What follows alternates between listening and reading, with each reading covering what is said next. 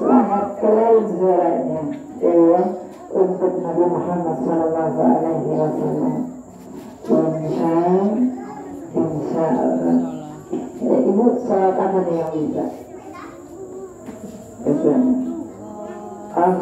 Ya video bisa kan? Ya Rasulullah bisa nggak? Bisa insya Allah. Ya Rasulullah.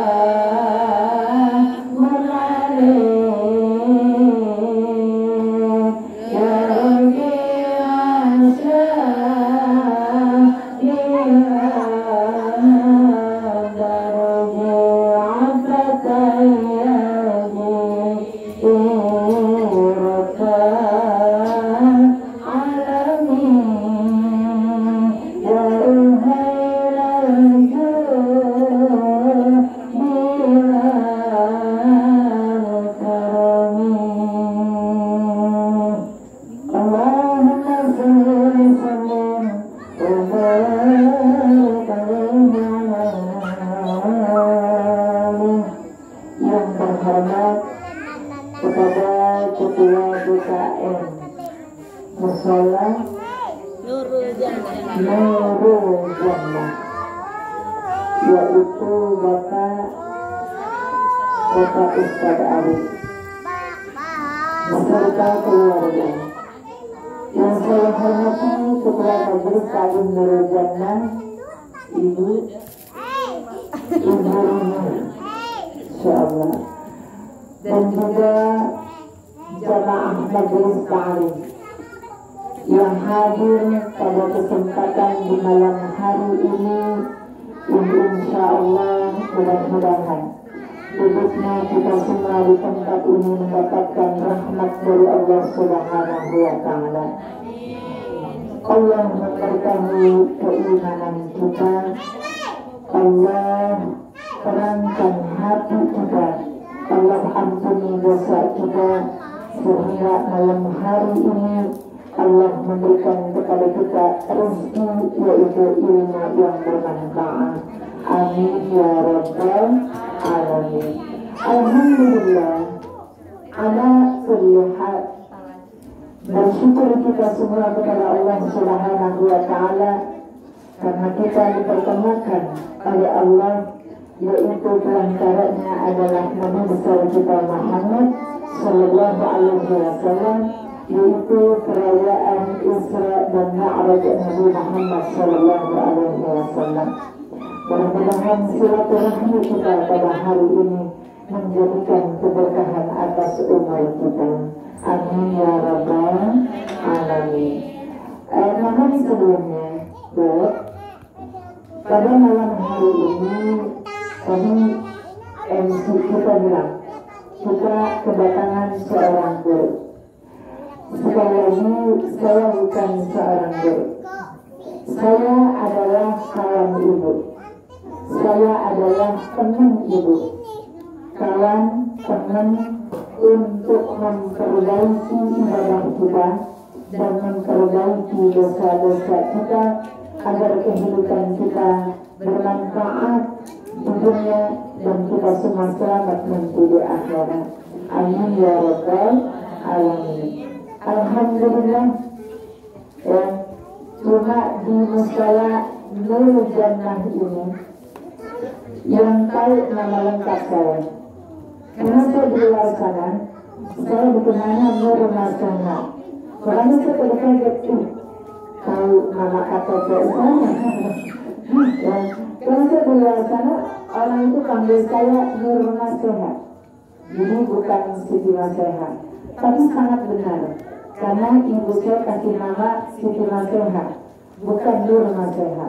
Yang kasih nama saya Nur Maseha adalah ibu-ibu, emak-emak ya, emak-emak yang Masya Allah, Insya Allah disukai oleh Allah Subhanahu wa Ta'ala. Amin ya rabbal alamin. Ini jemaah kalian yang dimuliakan Allah. Hari ini kita memperingati Isra dan Mi'raj. Isra itu adalah sirri, perjalanan di waktu malam. Mi'raj itu adalah urujul, artinya naik di waktu malam. Berarti hari ini saya lagi Isra. Karena sih dalam sini malam. Ibu malam hari itu sudah sama. Makanya lagi Isra.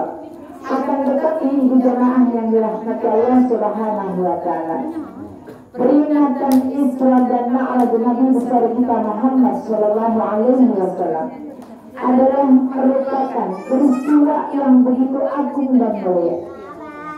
Karena perantara daripada peringatan Isra dan Mi'raj Nabi Muhammad sallallahu alaihi wasallam, kita mendapatkan satu amanah, satu ibadah. Yang ibadah itu kalau kita kerjakan, maka kita sedang berhubungan dengan Allah dan berhubungan dengan Nabi besar kita Muhammad sallallahu alaihi wasallam. Ini peristiwanya lumayan besar. Tujuan bagi Nabi kita Muhammad sallallahu alaihi wasallam. Saat itu Nabi lagi murung. Kalau bahasa sekarang lagi galau. Di Masjidil Haram datanglah Abu Jahal menghampiri Nabi. Kemudian Abu Jahal bilang, Muhammad, kenapa lu galau? Gitu. Kata Nabi, tidak apa-apa. Kata Abu Jahal, udah cerita aja, lu dapat wahyu ya malam gitu. Apa tuh yang disampaikan sama Tuhan lu? Udah ngomong aja sama gua, tenang aja gitu. Abu Jahal ini tipe orang yang dia itu pengen dapat info dari Nabi, tapi bukan untuk mengangkat Nabi. Tujuannya setelah dia mendengar berita dari Nabi, dia mau ngolok-ngolok Nabi. Dia mau mempermalukan Nabi di hadapan semua masyarakat Arab saat itu, masyarakat Mekah saat itu. Kemudian kata Nabi, ya udah, saya semalam pergi. Kemana? Saya pergi dari Masjidil Haram ke Masjidil Aqsa. Yang benar, gitu. Kenapa Abu Jahal tidak percaya? Karena perjalanan dari Masjidil Haram ke Masjidil Aqsa zaman dulu itu kalau pakai onta 2 bulan. Itu pun onta yang kuat, onta yang gagah, onta merah yang mahal, yaitu Nabi punya satu. Itu perjalanannya 2 bulan.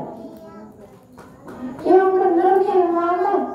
Kamu ke Masjidil Haram, ke Masjidil Aqsa 1 bulan. Dia bilang gitu. Sekarang kamu udah sampai. Dia bilang gitu. Sebenarnya Abu Jahal udah kayak pengen ketawa gitu, pengen mencidurkan, cuman kayaknya ditahan dulu sama dia. Nah dia gitu. Karena dia pengen terus menggali info. Jika ada warga perumahan residen, pelangi residen, ya, yang suka ngorek-ngorek berita yang tujuannya bukan untuk memberikan solusi, tapi hanya untuk menjatuhkan, itu namanya titisan Abu Jahal. Hati-hati. Ada orang yang pura-pura baik sama kita. Iya. Seolah-olah kita kayak didukung. Ampun, kasihan banget. Itu kenapa suaminya nggak pulang-pulang? Ini perhatiin dia udah 8 hari ini.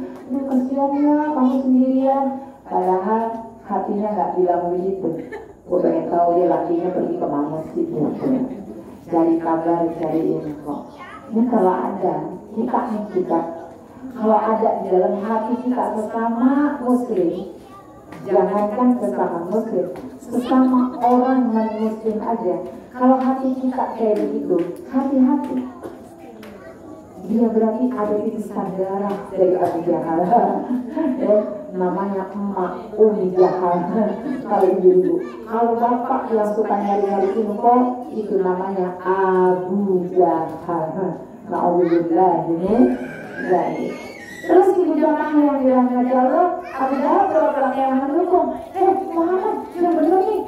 Gimana nih kalau saya kasih tahu warga bahwa kamu tuh semalam melaksanakan perjalanan dari Masjidil Haram ke Masjidil Aqsa cuma 1 tahun.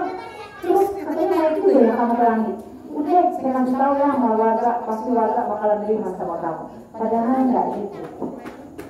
Abu Jahal udah tahu banget warga semua nanti ketika mengetahui kabar berita seperti ini akan mencemoohkan Nabi besar kita Muhammad Shallallahu Alaihi Wasallam. Ibu jamaah yang dirahmati Allah Subhanahu Wa Taala, singkat cerita warga kumpul semua. Dengar ini, ada berita baru, ada kabar baru dari Muhammad. Kata warga, berita apa? Kabar apa ya Abu Jahal? Dengar ini. Muhammad akan cerita kepada diceritain sama Nabi.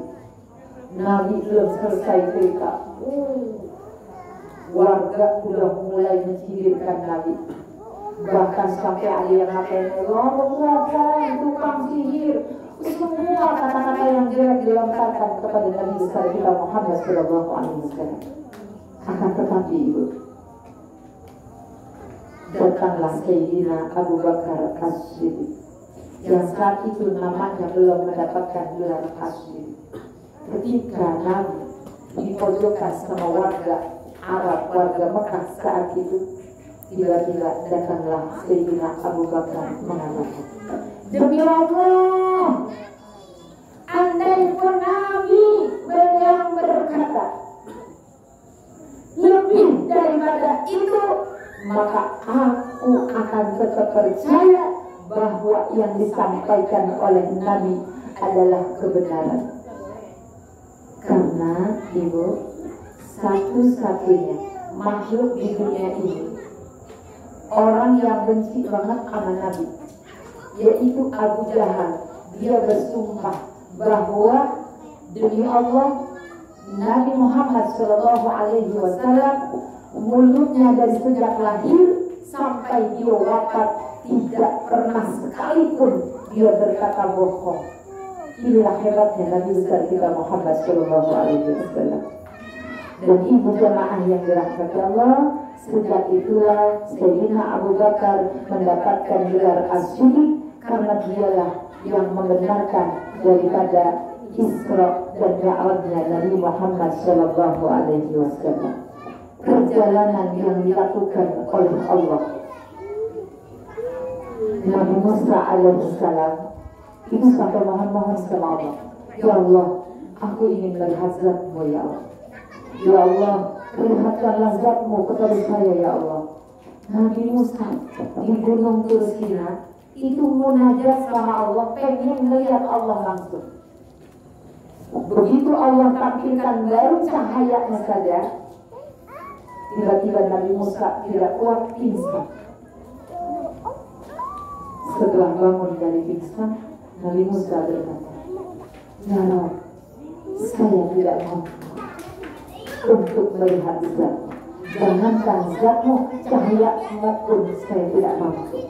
Kemudian inilah yang dirahmati Allah, kata Allah, ya Musa, kamu tidak akan mampu melihatku, karena hijab antara aku dan juga hamba-hambaku 7.000 hijab. Satu di antara hijab adalah terdengarnya suara aliran air, gemerciknya air, yang kalau sampai terdengar oleh telinga biasa, telinga hambaku, maka tubuhnya akan hancur. Kamu tahu, di dunia ini hanya satu orang yang nanti dapat melihatku, dialah kekasihku Nabi Muhammad SAW. Nabi Musa langsung bilang, ya Allah, izinkan saya untuk menjadi umat Nabi Muhammad SAW, karena saya tidak akan mampu untuk bisa menjadi Nabi Muhammad SAW. Maka saya mohon kepadamu ya Allah, jadikan saya umat Nabi Muhammad SAW. Ibu jemaah yang dirahmati Allah, Allah berfirman, Subhanalladzi yasra bi'adadihi laylan minal masjidil haram ilal masjidil aqsa. Kenapa Allah pakai kata subhana? Subhana ini adalah kalimat ta'ajub. Artinya apa? Allah sedang menunjukkan kekuasaannya, Allah sedang menunjukkan kesombongannya, karena tidak ada satu pun di dunia yang berhak untuk sombong kecuali Allah Azza wa Jalla. Kenapa pakai kalimat subhana? Karena untuk memahasucikan Allah dari segala kekurangan. Mausukum bikulli kamal, Allah maha sempurna, Allah sedikit pun tidak punya kekurangan. Kenapa? Betapa maha kuasanya Allah, perjalanan 2 bulan bisa ditempuh 2 jam. Bahkan sebagian ulama mengatakan 3 jam. Akan tetapi Sayyidatuna Khadijah, istri beliau, mengatakan bekas tempat tidurnya masih hangat. Nabi sudah kembali dari Isra dan Mi'rajnya. Subhanallah, luar biasa. Betapa maha suci Allah. Dan ibu jemaah yang dirahmati Allah, kenapa Allah pakai Subhanalladzi asra bi 'abdihi? Karena ada orang, sebagian yang mengatakan, Alisa tuh pasti tuh Nabi waktu Isra-nya itu apa ruhnya doang yang berangkat, jasadnya ada. Kalau Nabi berangkat ruhnya doang, kita mimpi, tiba-tiba kita mimpi ada di Medan misalnya, gitu ya, itu mimpi. Pasti Allah nggak pakai kalimat bi'abdihi, tapi pakai kalimat birru. Ada yang mengatakan enggak, yang mengatakan cuma jasanya aja. Berarti Allah pakai kata bimayyiti, bukan pakai kata bi'abdihi. Kenapa Allah pakai kata bi'abdihi? Karena Nabi diperjalankan oleh Allah berikut jasad dan juga jiwanya, ruh dan badannya diberangkatkan oleh Allah, diperjalankan oleh Allah dari Masjidil Haram ke Masjidil Aqsa. Kenapa sih pakai Masjidil Haram dan Masjidil Aqsa? Tidak ada bepergian yang dicintai oleh Allah kecuali perjalanan bepergian menuju tiga masjid ini: Masjidil Haram, Masjidil Aqsa, dan Masjid Nabawi. Kenapa itu? Karena ba'alladzi barakna hawlah, tiga tempat ini diberkahi oleh Allah Subhanahu wa Ta'ala, sehingga setiap orang yang sholat 1 rakaat di Masjidil Haram kayak sholat 100.000 rakaat di masjid yang lainnya. Makanya kita ini gak akan mampu kalau dilihat dari kemampuan kita. Tapi kalau kita lihat peristiwa Isra ini, betapa maha mampunya Allah. Kita punya kewajiban di dalam rukun Islam, yaitu berangkat haji, pergi haji. Buat kita gak mampu, tapi Allah maha mampu. Apa yang harus kita lakukan? Berdoalah kepada Allah, karena Allah yang maha mampu. Kita yang gak mampu, minta kepada yang maha mampu. Mungkin bagi orang-orang banyak yang logikanya tidak nyampe. Masa iya ada orang saya yang miskin bisa berangkat haji? Masa iya saya yang penghasilannya pas-pasan bisa berangkat ke Mekah? Masa iya? Semuanya bisa dijawab dengan kekuasaan Allah Subhanahu wa Ta'ala. Tinggal kita minta sama Allah. Kita nggak mampu, tapi Allah mampu. Minta sama Allah. Kita minta sama Allah dengan cara sholat. Namanya apa?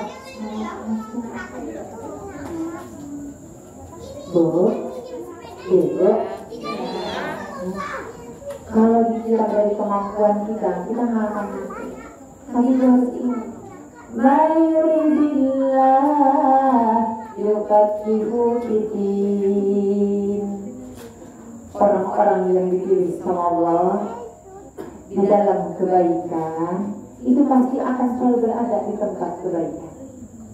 Orang yang pergi ke haji, orang yang pergi ke Masjidil Haram, orang yang pergi ke Masjid Nabawi adalah mereka yang dipilih oleh Allah Subhanahu wa Ta'ala.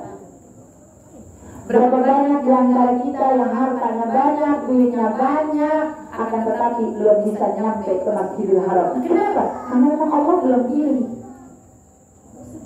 Begitu pula orang yang duduk di Majlis Ta'lim. Orang yang duduk di Majlis Ta'lim adalah mereka yang dipilih oleh Allah. Sebab kalau mereka tidak dipilih oleh Allah, andai pun rumahnya satu tembok dengan mushola, tidak akan nyampe. Kenapa? Karena Allah tidak memilih kamu. Orang yang duduk di majlis ilmu, mereka yang dipilih oleh Allah. Kenapa dipilih? Man taqala ila ta'allama ilman budiyalah. Orang yang berjalan melangkahkan kakinya menuju majlis ilmu akan diampuni dosa-dosanya oleh Allah Subhanahu wa Ta'ala. Jika ada orang yang nyampe di majlis ilmu, berarti Allah memilih kita agar kita diampuni dosa-dosanya oleh Allah Subhanahu wa Ta'ala. Dan orang yang duduk di majlis ilmu adalah mereka yang dipilih oleh Allah, karena dia akan mendapatkan rahmatnya. Maka dari itu ibu jamaah yang dirahmati Allah, ibu gak perlu aneh kalau ada orang rumahnya biarpun dekat dengan mushola, dia belum mau sholat, dia belum mau duduk di majlis taklim. Ibu jangan aneh. Kenapa? Karena mereka belum dipilih oleh Allah. Tapi jangan sekali-kali ketika ada orang yang belum sholat di masa tuanya, ada orang yang belum mau duduk ngaji di masa tuanya, Kemudian orang tersebut berkata, Bu, ngaji ya? Ibu kenapa sih nggak mau ngaji? Ibu kenapa? Udah tua kok belum mau sholat? Terus orang itu jawab, entah karena ibu juga nggak tahu, mungkin belum dapat hidayah. Ada nggak yang mau itu? Ada istri yang begini ngomongnya, ya sholat dong ya. Ya ayah nggak sholat, terus suami ibu bilang gini, masih mah belum dapat hidayah. Nah, ada kan yang itu. Kalau merasa orang yang belum untuk melaksanakan ibadah kepada Allah Subhanahu wa Ta'ala, lalu dia mengatakan belum dapat hidayah, hidayah itu dikasih sama Allah. Jangankan kita, orang non-muslim aja tahu bahwa umat Islam sholat itu adalah merupakan kewajibannya. Betul, Bu. Artinya apa? Hidayah itu sudah ada dari Allah, kita yang harus menyiapkan tempatnya. Tempatnya di mana, Bu? Tempatnya di majelis taklim. Dengan adanya kita di majelis taklim, kita jadi tahu mana yang wajib, mana yang sunnah, mana yang mubah, mana yang makruh, mana yang haram. Jadi kalau hari ini ibu jamaah yang dirahmati Allah, kita berada di tempat ini bukan karena kita orang baik, bukan karena kita orang suci, tapi kita hari ini berada di tempat ini karena Allah sayang sama kita. Kayak seolah-olah Allah bilang begini, wahai hambaku, aku kepengen kamu diampuni dosa. Aku kepengen kamu tuh dapat rahmat. Aku kepengen kamu punya amalan yang aku itu malaikat semua gitu. Maka aku tempatkan kamu berada di majelis saya. Aku tahu kok kamu orangnya banyak dosa, makanya aku pilih kamu untuk duduk di majelis ilmu agar kamu mendapatkan pengampunanku, yaitu pengampunan dari Allah Subhanahu wa Ta'ala. Insya Allah. Mudah-mudahan yang udah ngaji istiqomah. Ya Rabbal Alamin. Karena yang namanya Ibu, surga itu tidak semudah apa yang kita usahakan. Ibadah kebaikan semua ada ujian. Kadang-kadang ngaji diuji sama ketua majelis taklim. Kenapa begitu? Ibu, ayo dong bunda kita ngaji di Nurul Jannah. Gue males sama ketua majelis taklimnya. Bunda, ayo dong ngaji. Abis sih ustadznya yang ngajarinnya gimana nggak suka. Kalau kamu merasa nggak suka dan kamu merasa mampu, besok ngaji kamu aja yang mimpin. Iya enggak? Makanya kalau ada orang yang suka kayak ngeritik begitu harusnya ketua sekali begini dong, harusnya begitu dong, harusnya begini dong. Ketua majelis sekali itu nggak boleh keuntungan, terima kritikan orang. Seandainya dia tidak mampu, izinkan. Ibu, kemarin kan ibu udah kritik saya harus begini dan begitu. Kayaknya saya belum mampu, bisa nggak ibu? Ayo maju ke depan.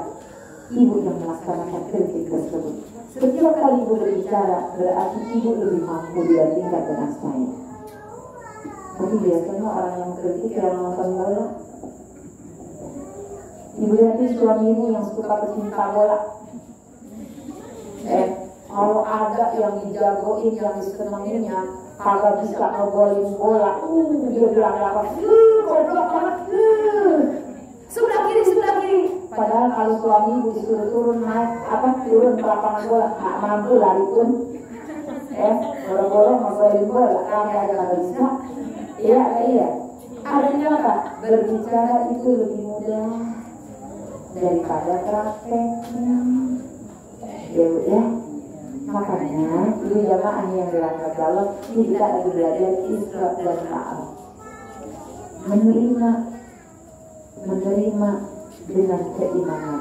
Karena kalau secara logika perjalanan 2 bulan bisa berjalan 2 jam, itu tidak akan mampu. Kemudian ibu jamaah yang dirahmati Allah Subhanahu wa Ta'ala, ketika sampai Nabi dari Masjidil Aqsa ke Raqratul Akbar, tempat bertemunya Nabi kita Muhammad Sallallahu Alaihi Wasallam dan Allah Azza wa Jalla. Ketika sampai, malaikat bilang, ya Muhammad, kayaknya pertemuan kita cuma sampai di sini aja ya. Kata Nabi, hai Jibril, kenapa? Bukankah kita sudah bersama? Kamu selalu nemenin aku, kenapa sekarang aku tinggal, wahai Jibril? Kata malaikat Jibril, ya Muhammad, saya tidak akan kuat kalau saya masuk bersamamu, berjumpa dengan Allah Azza wa Jalla, maka tubuh saya akan hancur. Lalu Nabi berkata, wahai Jibril, bukankah engkau malaikat? Bukankah semua malaikat diciptakan dari cahaya? Kata malaikat Jibril, wahai Muhammad, kau benar. Semua malaikat diciptakan dari cahaya, tapi bukan dari cahayanya Allah Subhanahu wa Ta'ala. Makanya hebat banget Bu Nabi kita. Nabi yang lain pengen mohon-mohon doa-doa pengen ketemu sama Allah. Nabi kita nggak berdoa, Allah yang kepengen ketemu sama Nabi Muhammad Sallallahu Alaihi Wasallam. Makanya Nabi diundang untuk berjumpa dengan Nabi Muhammad Sallallahu Alaihi Wasallam. Begitu Nabi masuk, Nabi langsung mengucapkan At-tahiyyatu wal-mubarakatu salawatu tayyibatu lillah. Nabi langsung memuji kepada Allah. Nabi langsung memahasucikan Allah. Nabi langsung mengadukan kepada Allah Subhanahu wa Ta'ala. Lalu dijawab oleh Allah, Assalamualaikum ayyuhan nabiyyu wa rahmatullah wa barakatuh. Kalau bahasa kitanya, kalau kita mau bahasain kita, wahai Muhammad, keselamatan dan keberkahan untukmu, juga rahmatmu untukmu, wahai Muhammad. Tapi Nabi gak bilang, iya, ya Allah, gak bilang itu. Nabi bilang apa? Assalamu alayna wa ala ibadillahis shalihin. Nabi menjawab, keselamatan itu untuk kami dan juga hamba-hamba Allah yang soleh. Mudah-mudahan kita semua Allah jadikan hamba-hamba Allah yang soleh dan juga solehah. Amin ya rabbal alamin. Jadi Ibu, Nabi Isra dan Mi'raj diperintahkan untuk sholat. Kenapa sholat? Karena Allah ingin berdekatan dengan umat Nabi Muhammad SAW. Jika ada di antara kita yang masih mau meninggalkan sholat, berarti dia memutuskan hubungan dirinya kepada Allah dan kepada Nabi Muhammad SAW. Ibu tahu nggak? Saking cintanya Allah sama umat Nabi Muhammad SAW, karena dia menjaga sholatnya sampai Nabi bilang Allah akan memasukkan kepada orang tersebut ke dalam surga bighairi hisab, gak pakai hisab lagi. Keren banget tuh. Dengan kita menjaga terutama sholat berjamaah. Gak bisa kita sholat di rumah sama suami itu, karena gak ada yang paling indah, yang paling bahagia di dalam rumah tangga kita. Suaminya jadi imam, istrinya jadi makmum. Suaminya yang doa, istrinya yang mengaminkan. Itu yang paling enak. Coba dirasain. Kenapa begitu? Bertaburan rahmat dan keberkahan kepada keluarga yang selalu menjalankan sholat berjamaah. Insya Allah. Kalau salah satu di dalam rumah tangga kita ada yang meninggalkan sholat, satu aja, Allah akan turunkan 70 bangsa di dalam rumah tangga. Kalau ada di antara suami kita yang dia memikirkan keluarganya, dia cari uang dari pagi pulang sore, ninggalin sholat, ninggalin ngaji, tidak melaksanakan ibadah sholat, tarfa'ul barakat bin kasbih. Allah akan angkat keberkahan di dalam rumah tangganya dan juga di dalam rezekinya. Maksudnya gimana sih Bosnya? diangkat keberkahan dari rezekinya juga rumah tangganya. Gini Bu, kehidupan rumah tangga yang nggak berkah itu adalah rumah tangga yang berantem melulu tapi anak nambah lagi.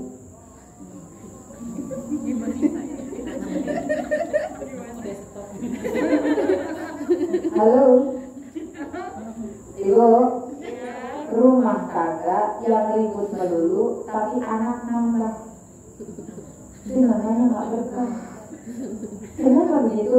Janji Nabi barokah 15 sisaan untuk orang yang meninggalkan sholat. Sholat itu adalah bagian dari ibadah. Zakat misalnya kepala, tangan puasa Ramadan, kaki misalnya pergi haji ke Baitullah.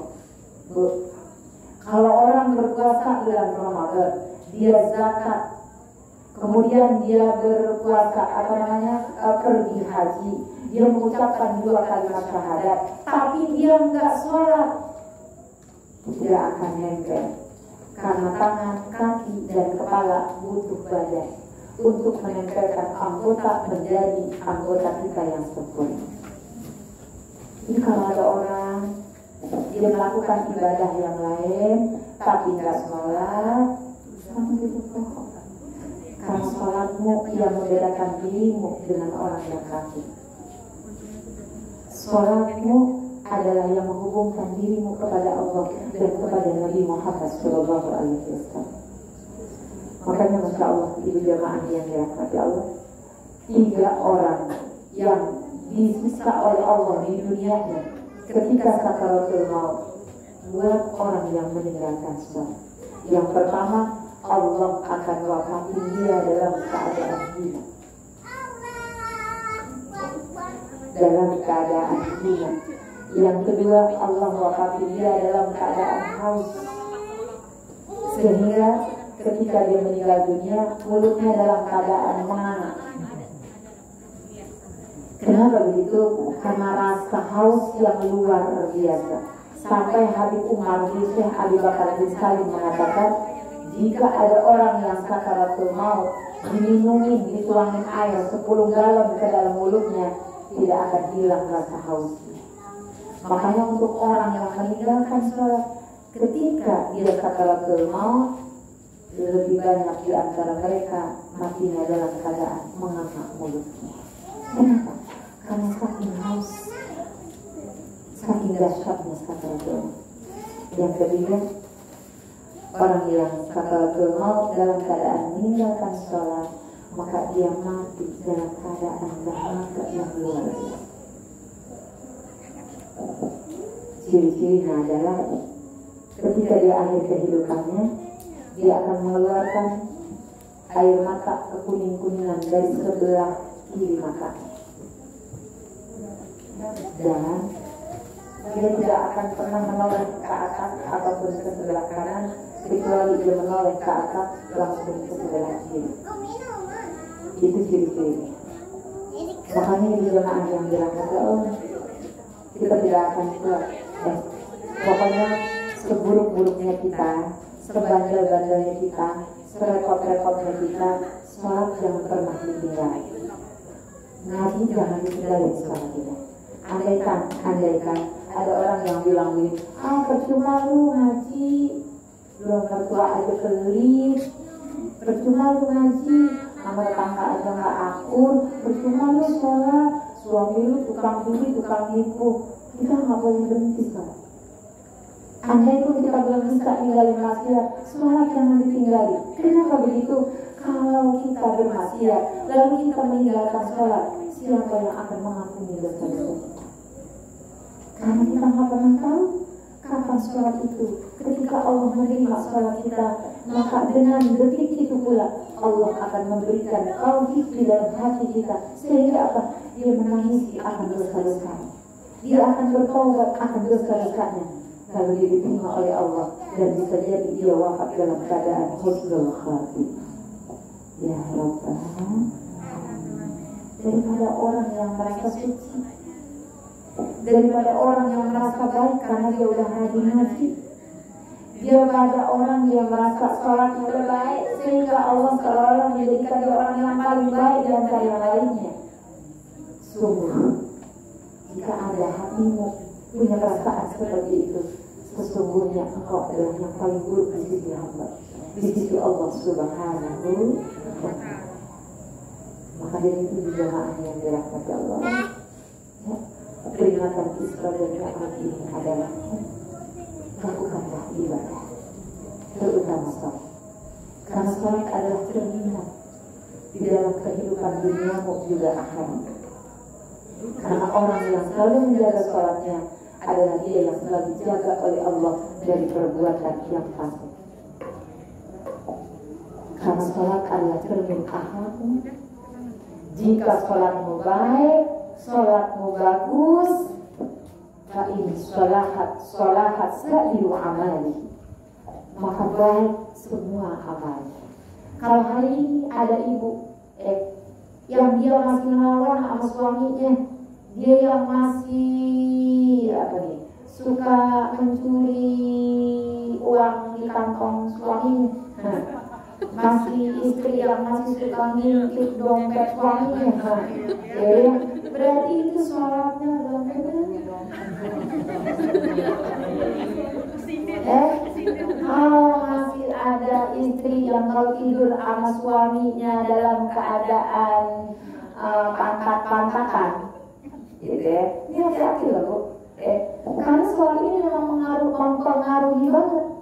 Nih, sampai Nabi bilang gini, salasun fasalatuhum, 3 perkara yang tidak diterima sholatnya, bahkan tidak naik sholatnya walaupun sejengkal daripada kepalanya. Itu kata Nabi.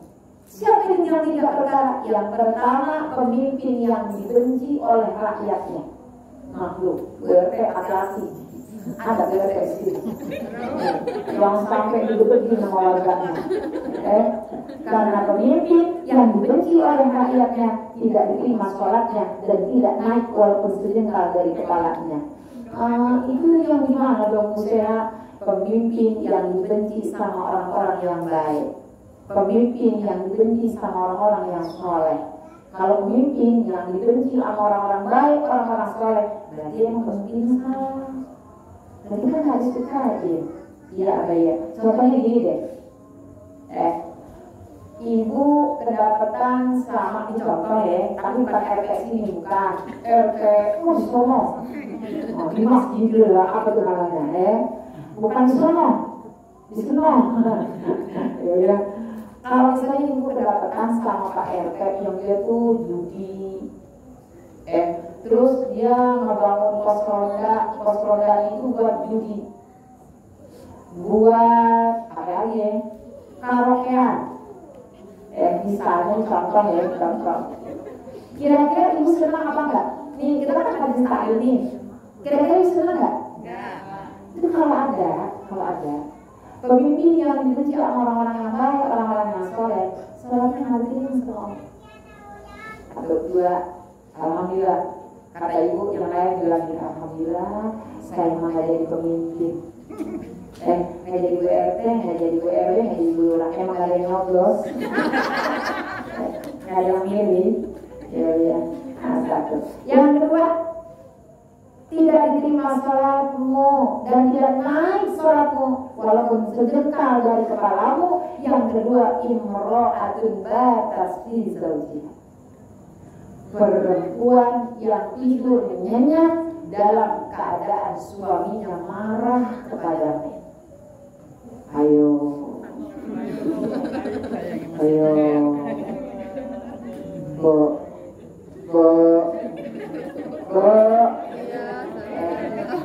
terus terang saya jujur sama ibu, begitu saya dengar hadis ini, saya protes.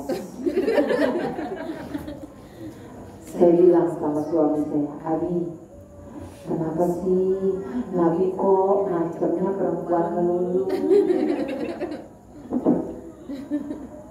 Saya cari hadis di hadis Arba'in. Saya pengen nyari hadis yang begini bunyinya. Jika ada seorang suami yang bikin nangis bininya, yang bikin kesel istrinya, maka dia akan dilaknat oleh Allah dan malaikatnya. Kalau saya temuin itu hadis, kemanapun saya ceramah, saya baca dulu. Sayang, sungguh sayang, saya tidak nemuin hadis. Gak ada, sekalipun hadis palsu juga gak ada. Gak ketemu saya hadis itu. Tapi ternyata subhanallah, ada seorang pakar psikolog terbaik waktu itu di apa tuh namanya, Uni Soviet ada yang kalau nggak salah. Dia ini sampai meneliti kenapa Nabi lebih condong menekan perempuan untuk minta maaf. Kenapa Nabi melarang istri, gitu ya, jangan sampai membiarkan suaminya marah ketika tidurnya itu dalam keadaan marah. Ternyata ibu jamaah yang dirahmati Allah, ya, ini kayaknya survei membuktikan yang lebih lama marahnya itu adalah istri dibandingkan suami. Betul. Sekarang saya mau tanya,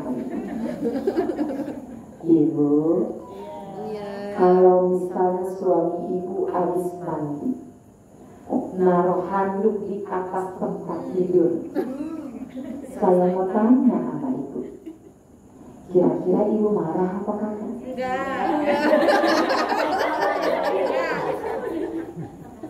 Sepertinya jawabannya sangat pasti. Bu,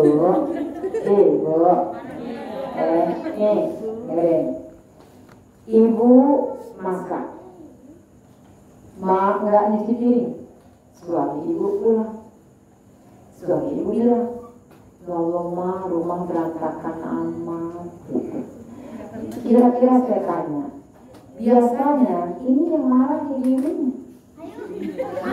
Benar apa ya? Benar apa benar? Ibu dapat arisan, dapat arisan. Ibu waktu setornya bilang sama suami ibu, yang enak ya ngaji ya, ada arisannya, nggak punya uang, bagi dong ya uangnya, gitu. Dikasih sama suami ibu. Begitu keluar arisannya, ibu nggak bilang sama suami ibu. Begitu ditanya sama suami ibu bilang, Ma, aku dengar-dengar katanya kamu minggu kemarin kamu duluan ya arisan. Emang kenapa? Ya Allah, orang nanya begitu. Aduh ya Rasulullah. Terus ya, ibu lagi ngepel, suami ibu duduk di depan, ya sambil lihat HP lah. Lihat HP. Tiba-tiba kan musim hujan sekarang ya, kucing naik ke atas ubin ibu, ke kolong tempat suami ibu duduk tuh, bilang itu telapakan kaki kucing tanah mulu di ubin ibu. Suami ibu ada di depan, kucingnya ada di samping suami ibu. Saya mau tanya, yang dimarahin kucingnya atau suami ibu? Kenapa kalian gitu? Nanya diusir gitu. Oh berarti ini membuktikan ya.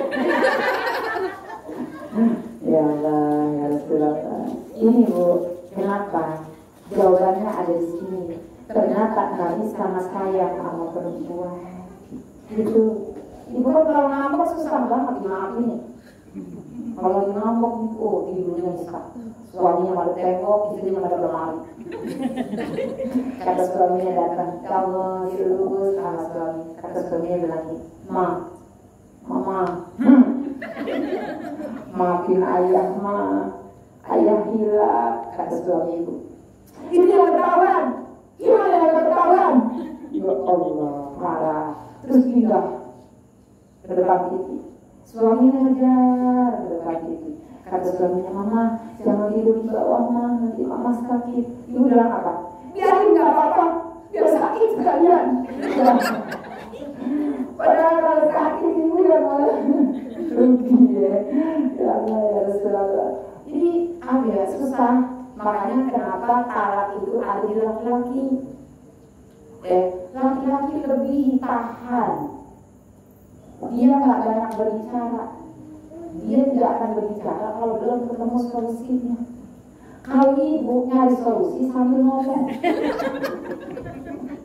Iya, apa ya? Iya dong ya, ini rumah bocor ya. Harusnya kamu tuh begini dong ya. Aduh ya Allah, 2 kali ngomong. Suami ibu tuh bukannya cuek, dia lagi mikirin gimana caranya ya. Gitu. Iya ya. Ini kita perbedaannya. Maka dari itu ibu, kenapa Nabi bilang seperti itu?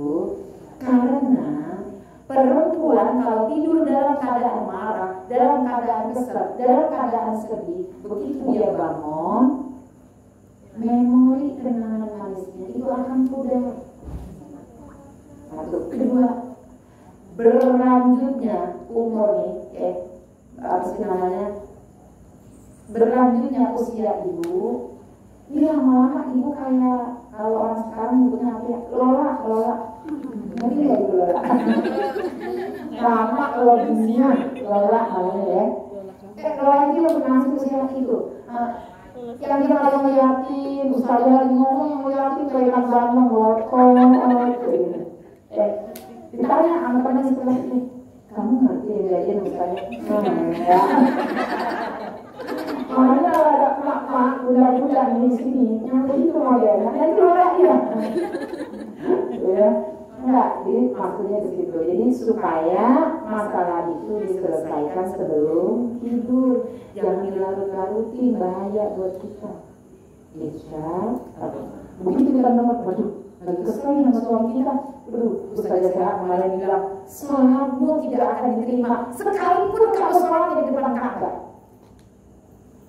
Dulu hati kita, nggak mau deh sholat kita nggak diterima, akhirnya lo dan ayah maafin mama ya. Iya mah. Kalau suami kayak gitu, kalau itu enggak kasih drama dulu. Terus yang terakhir, Bu, sholat yang tidak diterima oleh Allah, sholat yang tidak tidak naik dari pahalanya walaupun sedekah dari atas kepalamu adalah 2 bersaudara yang marah. Hati-hati ini perumahan.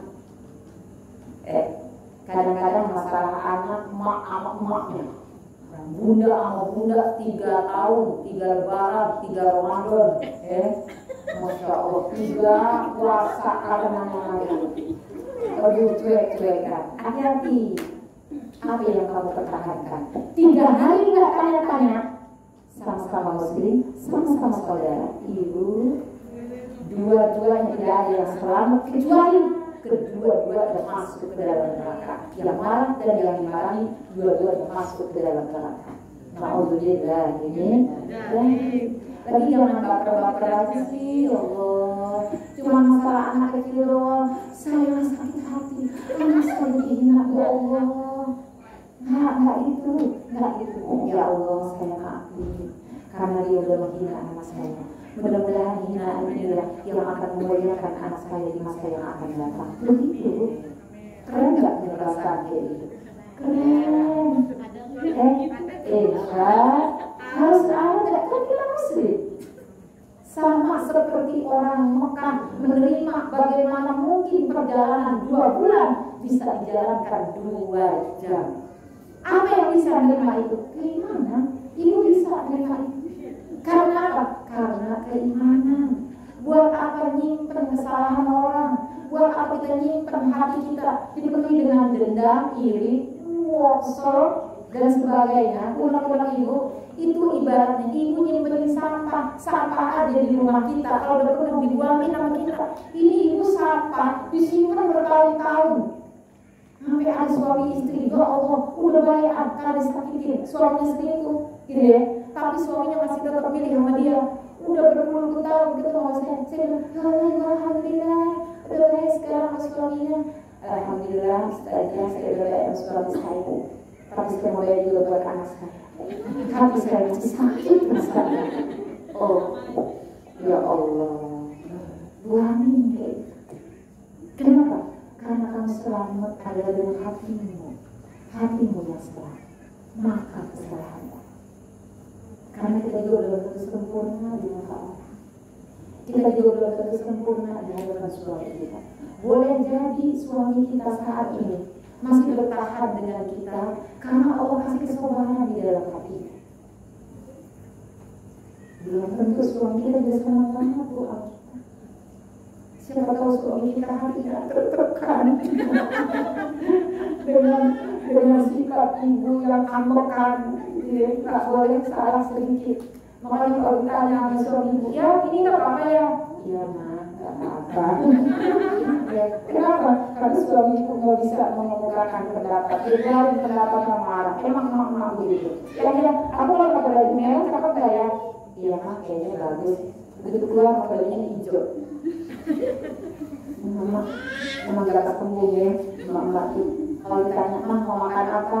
Terserah ayah. Ayahnya bilang, ya mah kita makan nasi padang. Ih enggak ah. Tuh, padahal tadi terserah. Begitu ditunjukin sama ayah makan nasi padang. Enggak ah. Aku mama maunya makan apa? Terserah ayah makan apa aja. Kalau gitu makan sate. Ih enggak ah sate.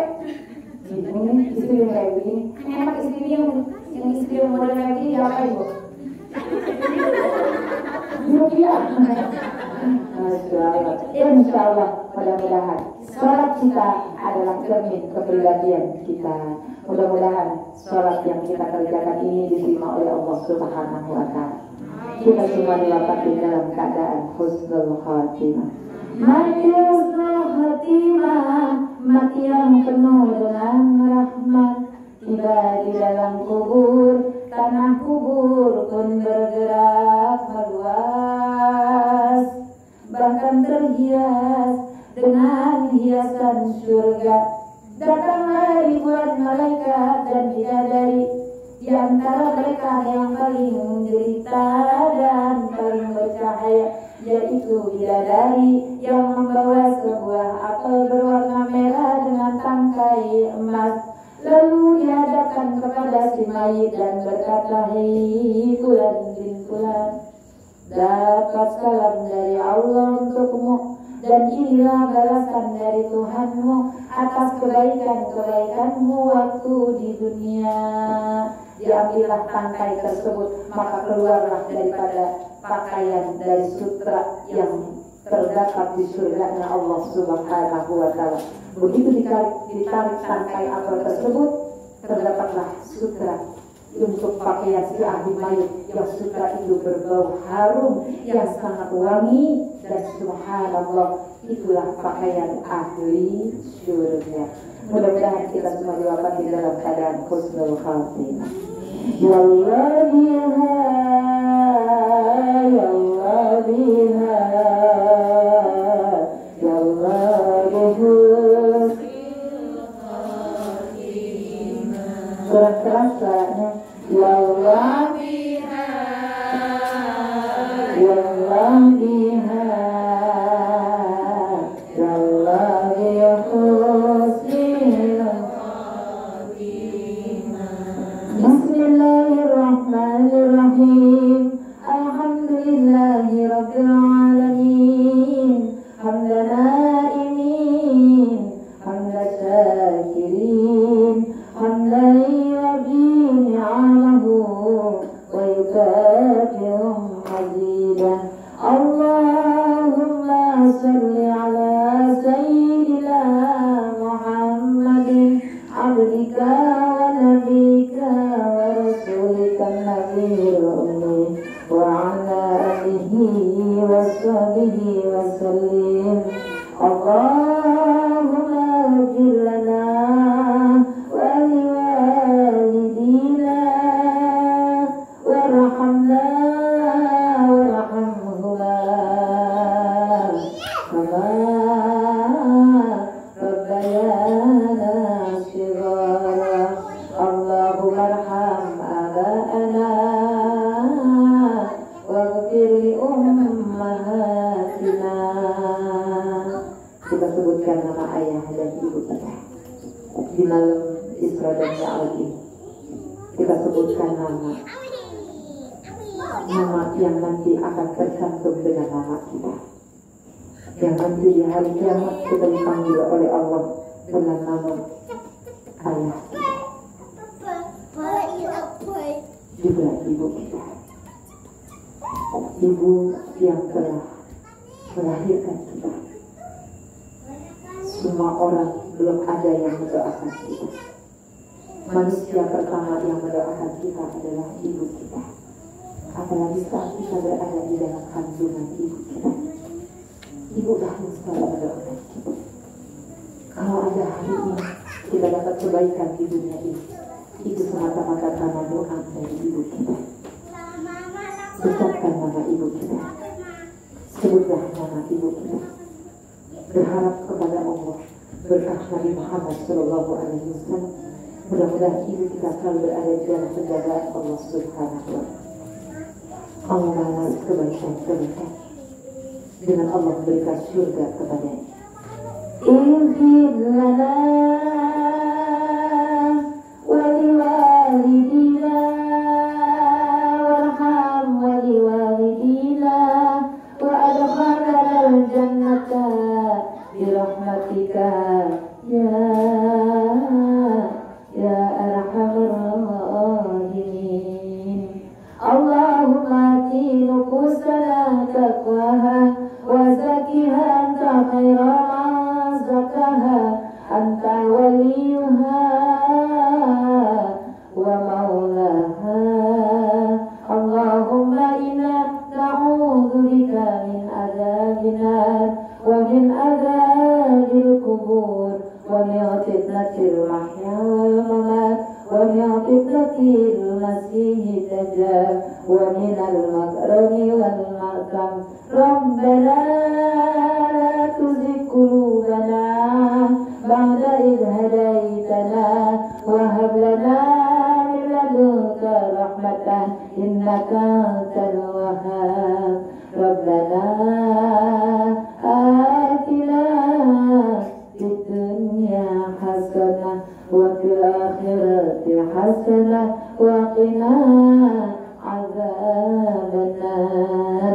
Wa sallallahu ala sayyidina Muhammadin wa ala alihi wa sahbihi wa sallam bi qadri subhana rabbika rabbil izzati amma yasifun wa salamun ala al-mursalin walhamdulillahi rabbil alamin. Wa la hawla wa la quwwata illa billahil aliyyil azim. Ibu jamaah yang dirahmati Allah Subhanahu wa Ta'ala, mohon maaf lahir dan batin, karena yang berbicara tidaklah lebih baik daripada yang mendengarkan. Mudah-mudahan kita berharap peringatan Isra dan Mi'raj hari ini berkah Nabi Muhammad SAW. Allah ampuni dosa-dosa kita, Allah perbaiki keburukan-keburukan kita, Allah berkahi perkumpulan kita dengan ilmu yang bermanfaat, dan insya Allah menuntut kehidupan kita untuk selamat dunia dan akhirat.